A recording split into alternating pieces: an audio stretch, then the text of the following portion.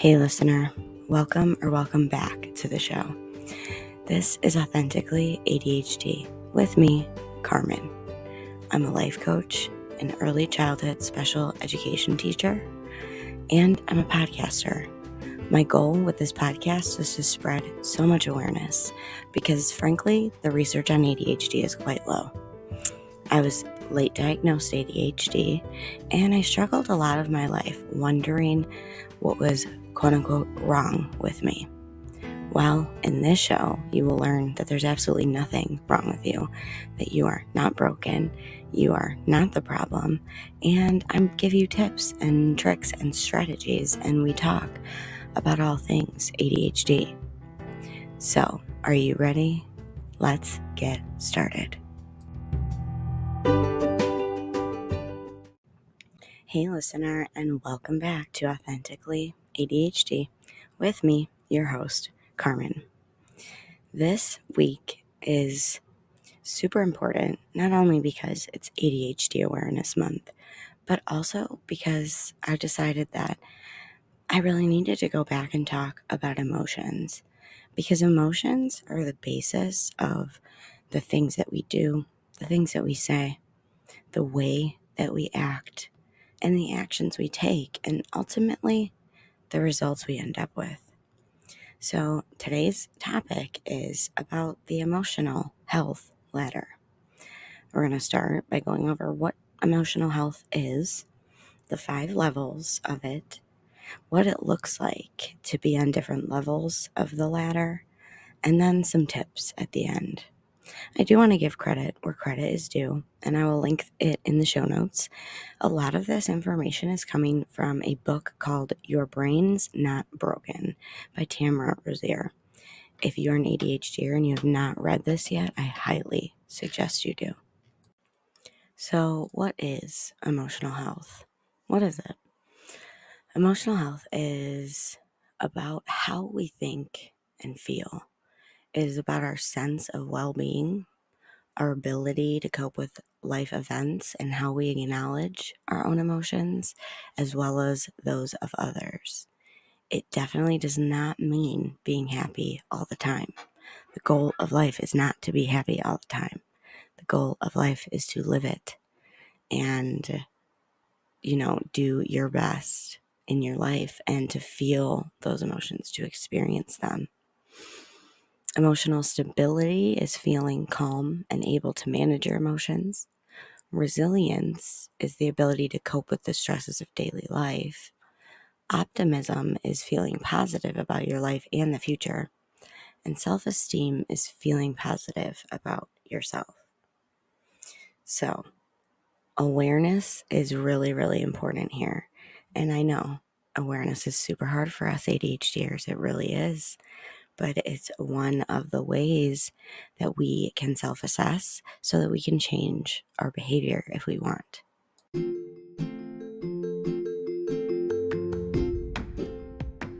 Hi, friend. Do you struggle with ADHD? Are you looking for a fabulous community to join to learn more about your ADHD and be given strategies, courses, and a coach? You should join Focused. Head to my show notes and click that link, and we both get a credit to our account. You get money off, I get money off, and Lord knows ADHDers need to save money. So head to that link if you want to join today. So I'm going to start by going through the levels, and then I'm going to explain how we climb the ladder from level 5, which is delusional, down to level 1, which is present and calm. Can you guess which one we want to aim for? So level 1 is present and calm. Level 2 is called attending to. Level 3 is autopilot. Level 4 is survival, and level 5 is delusional. These are emotional health ladders, or rungs, if you must. Think of it as level 5 being at the bottom, and you're climbing up to level 1. The ways that you can climb up the ladder involve awareness, which is a radar that continuously scans our environment. It scans the internal and the external things. Our awareness is how we can look at ourselves and assess. It also involves attention, our ability to direct our abundance of focus to a specific stimuli, project, or task. The emotional voice is the voice that informs us of how we are feeling. In lower levels, it's quiet and it guides you. But in higher levels, it's basically screaming at you and really dysregulating you. It's how our body is experiencing that present moment.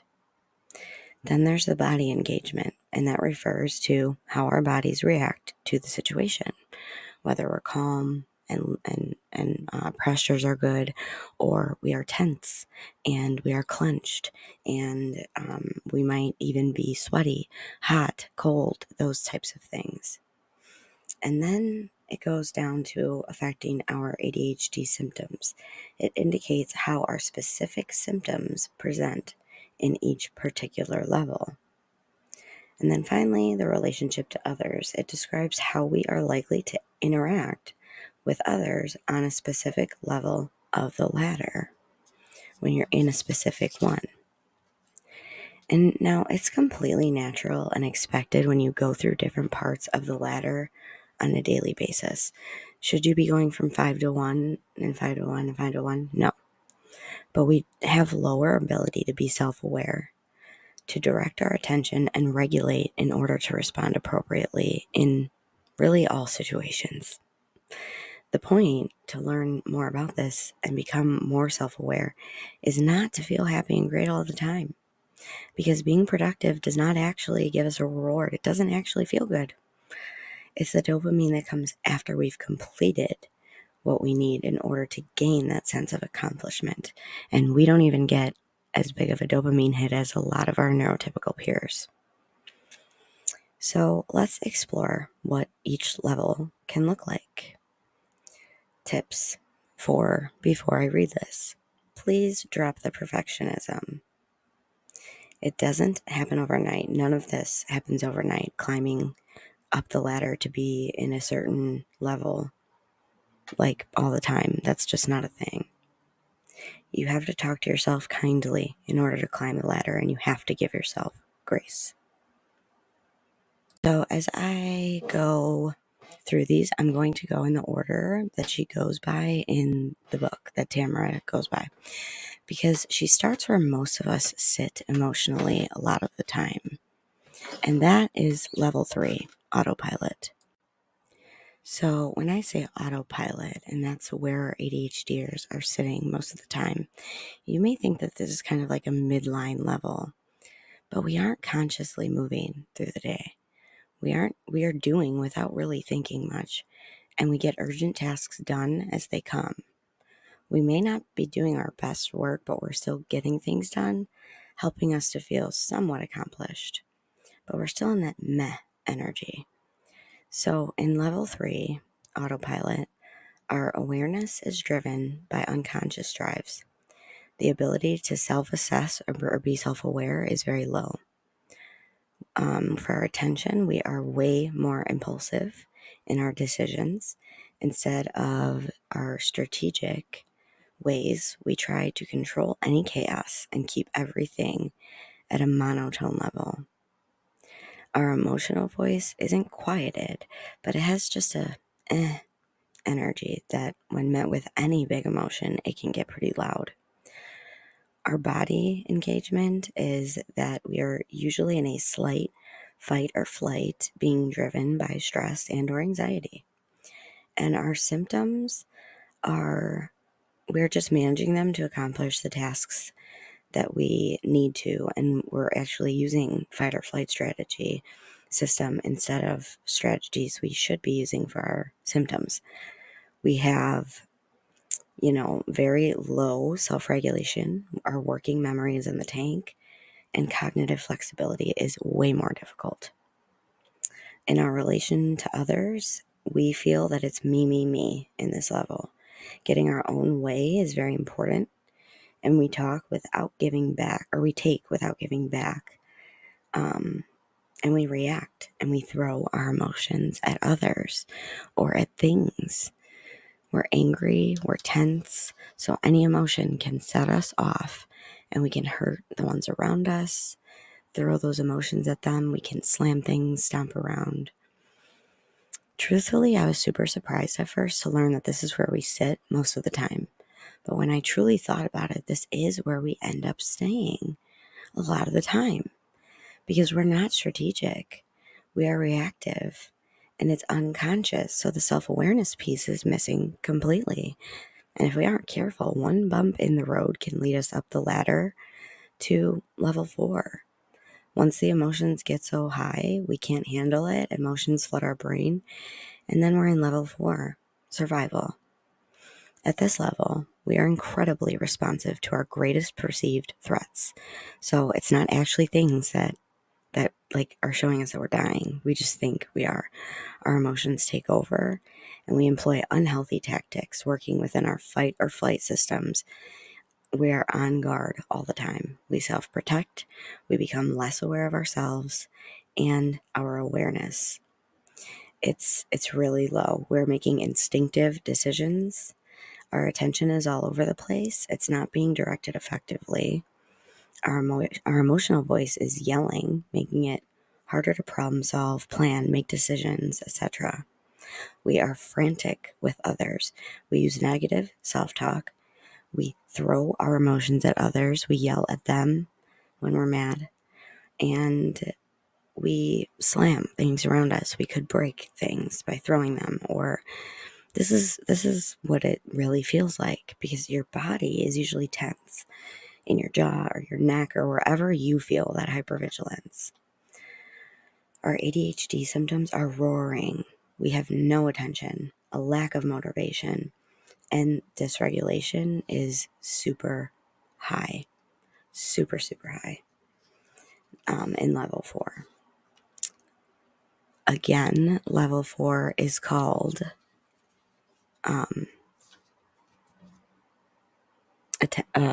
level 4 is called survival. I just tripped over my words, and I'm not editing that out because that shows authenticity in my show.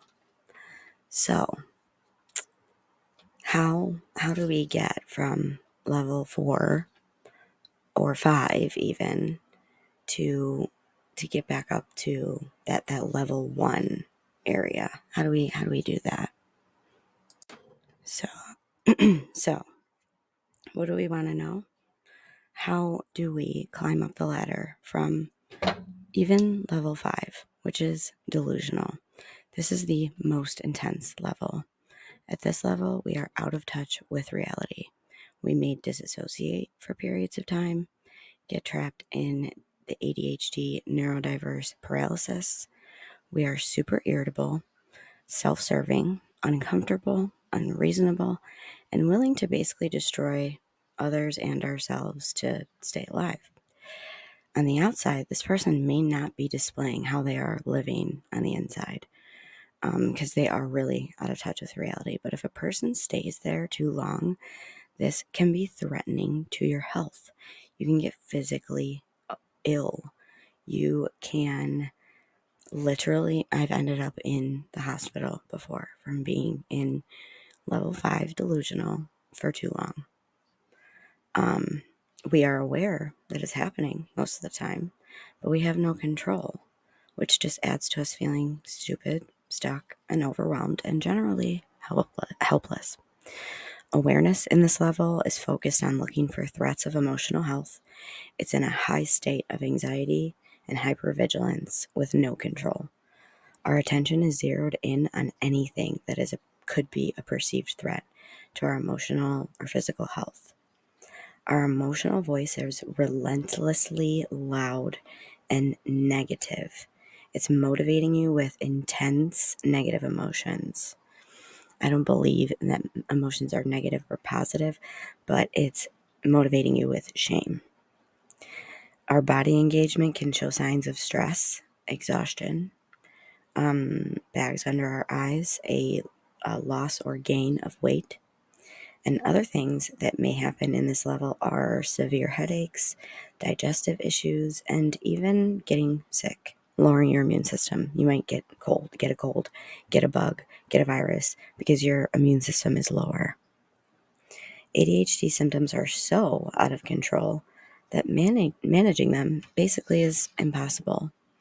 And we lose relationships with others because of our lack of self-awareness. It's non-existent at this point. So we do whatever, even if it hurts someone else or is self-destructive, and we push people away, believing that we are quote unquote too much and quote unquote not enough all at once. Level 5 is a warning sign that if we don't take it seriously, it's going to get bad. It's really important to notice so that we can recover. Don't worry, there's going to be a freebie in the show notes to help you out with that. Let's talk a little more positive. Let's talk about level 2. So just a quick recap. We just went through how you could go from level 3 to level 4 to level 5, which is bad, bad, bad, bad. Now, if you're at level 5 and you're trying to climb to level 1, it's going to take a while. When you are at those lower levels, which now that I'm saying it doesn't make sense because level 5 is a higher number. Anyways, we will not get caught up in those details. But as you're in those lower levels, it will take you baby steps to climb those rungs of that emotional ladder to get to 1. But if you're sitting at 3, it's a little bit easier to climb up because in level 2, attending to, we have to do the hard work of asking and answering these questions. What can I do to manage my ADHD or neurodiversity? How can I regulate my emotions? What can I do in order to complete my tasks more effectively? How can I be more self-aware? In level 2, we can attend to things much better. We're more conscious. We are responsive without being emotionally reactive. And our emotions inform us instead of just guide us. We can be more self-aware, and our attention is attuned to what we need to do.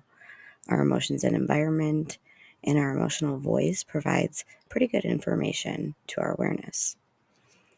We have a posture that's relaxed. We're breathing well. We're not breathing too much. And in this level, our ADHD symptoms, this is where you can identify your strengths and weaknesses and use strategies to accommodate yourself or use skills to build those weaknesses. Our relationships to others, we try to be fair. We look for win-win scenarios, and we are cognizant of others' emotions. It's much easier to notice things and be productive and not reactive because we have more cognitive control. We can remind ourselves to self-assess, reorient, and so on. At level 2, we are doing our best. We are learning, we are growing, and we are satisfied with the progress that we're making. Ways to get from 3 to 2 is spending time in that green quadrant I talked about earlier that has high emotional stimulation and high fun. It's good fun. To get to level 1, present and calm. Now, before I read this one out, this is not something we are striving to do to stay at. Fluctuating between these levels is completely normal.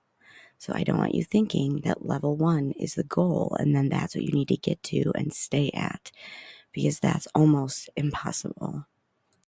So, level 1, present and calm, the one you've all been waiting for. At this level, we are able to learn skills to train our brain. We are able to increase our awareness and develop skills to help us with our ADHD symptoms. We are so much more self-aware, and we focus on growth and self-improvement. We are present in our awareness, attention, and how we want to show up. We are centered and able to handle any situations that come. We can stay focused, staying in tune with our emotions, And this is the base for them then managing our own and others' emotions with boundaries and in different situations. We actualize the positive. We are attuned to our emotions so we can stay present in the moment, focusing on what's happening around us and what we're doing.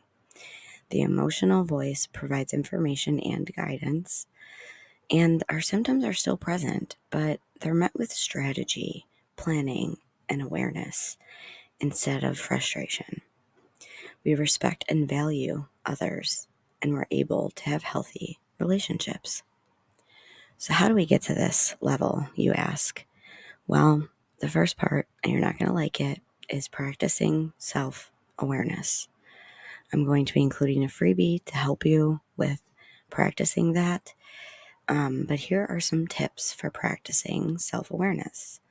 You can add to this list. You can look at the quadrants and decide what can go in your green box. And I would love to hear what comes out of your list, what comes out of your session. So here are my tips for practicing self-awareness and recharging your battery. Stream of conscious writing, meaning getting all those unneeded things out of your brain. Your brain is meant to problem solve and to keep you alive. All of the other thoughts, anxieties, emotions, all that other junk, it does not belong up there. So get it out on paper. The next one is allowing emotions, recognizing them and validating them. Notice I didn't say indulge in emotions, so we're not feeling them for a long time. We're allowing them. And then we're going through the emotional stress cycle and we're releasing them by running, by walking, by punching pillows, changing your state, taking a shower, going outside, dancing to a song that you love, doing some type of art, being creative, or just do something that you love with no expectations. Because we as ADHDers tend to be perfectionists. Please do not try to make this a perfect experience, okay?